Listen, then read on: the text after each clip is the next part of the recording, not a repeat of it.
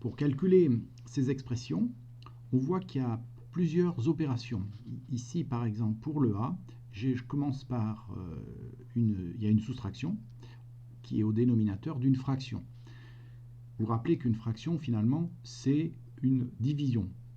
Si je voulais mettre cette écriture A d'une autre façon, l'écrire d'une autre façon, eh ben, j'écrirais 11 divisé par donc le nombre du haut divisé par le nombre du bas. Alors en bas, il n'y a pas qu'un seul nombre. En bas, il y a 2 moins 5.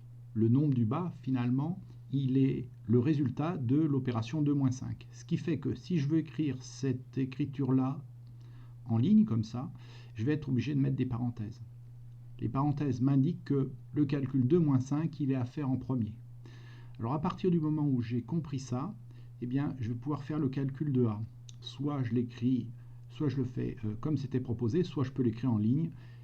L'avantage de l'écrire en ligne, c'est qu'on voit bien la priorité. La priorité, ici, c'est de faire le calcul qui est dans les parenthèses. Donc, comme c'est une priorité, je réécris ce qui n'est pas prioritaire. Et je vais faire le résultat, je vais calculer le résultat de 2 moins 5. 2 moins 5, c'est un petit peu comme si je faisais une addition de nombres relatifs, c'est-à-dire plus 2 plus le nombre négatif 5, moins 5. Et là, le résultat de cette opération, c'est moins 3. Alors, si vous avez des doutes là-dessus, eh bien, il faut revenir sur les additions de nombres relatifs. J'ai maintenant un quotient dans lequel il y a un nombre négatif, donc le résultat de ce quotient va être négatif. Alors, comme je veux une valeur exacte, et que je sais qu'en divisant par 3, eh bien, on n'obtient pas de valeur exacte, je vais écrire ce calcul sous forme de fraction. Je n'ai pas d'autre possibilité parce que je n'aurai pas d'écriture décimale exacte.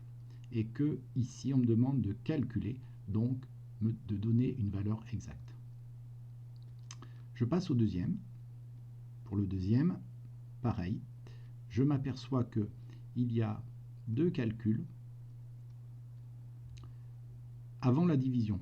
Ici, j'ai une soustraction, ici, j'ai une addition. Si je mets ce calcul en ligne, eh bien, je divise le haut, c'est-à-dire 6 moins 3, par le bas, c'est-à-dire 2 plus 7. Tel que c'est écrit, ce n'est pas juste.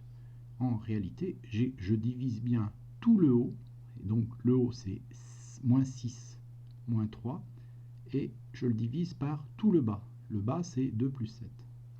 Quand je l'écris en ligne comme ça, on voit aussi apparaître des priorités. Il y a deux priorités de calcul, cette soustraction et cette addition. Alors j'ai dit soustraction, mais je vais le transformer en addition de nombres relatifs. Donc ici j'ai moins 6 plus le nombre moins 3. Et ici j'ai plus 2, plus 7, je ne vais rien transformer pour celui-là. Donc, pour le premier calcul, moins 6 plus moins 3, les deux nombres sont de même signe, ça fait moins 9. Divisé par, ici 2 plus 7, ça fait 9. Donc là j'ai à faire une division avec deux nombres relatifs. Je regarde j'utilise la règle des signes, je trouve un signe moins, 1 c'est impair, je suis sûr que le résultat sera négatif, et après je fais comme si je voyais juste 9 divisé par 9 pour avoir le résultat. Donc le résultat c'est moins 1. Maintenant on fait le dernier calcul, je le mets en ligne. Maintenant on a bien compris que si je voulais avoir un calcul juste, eh bien il va falloir que je divise tout ce qui est en haut, c'est pour ça que je vais mettre des parenthèses ici, par tout ce qui est en bas. Et tout ce qui est en haut, alors pour l'instant c'est une soustraction, mais on sait très bien qu'une soustraction, ça se transforme en une addition de l'opposé du deuxième nombre. Donc l'opposé de moins 4, c'est plus 4. Voilà, donc on va faire moins 2 plus 4. Moins 2 plus plus 4, ça fait 2. Et on va diviser ça par 6 moins 7. Je le transforme en addition. 6 plus moins 7. 6 plus moins 7, les deux nombres sont de signes opposés, hein, plus 6 et moins 7. Je soustrais leur distance à 0, ça fait 1. Et je vais mettre devant le résultat le signe du nombre qui a la plus grande distance à 0. Donc j'ai 2 qui était divisé par moins 1. Voilà, maintenant j'ai le quotient. Je vois qu'il y a un signe négatif, le résultat va être négatif. 2 divisé par 1, ça donne 2. Donc le résultat final, moins 2.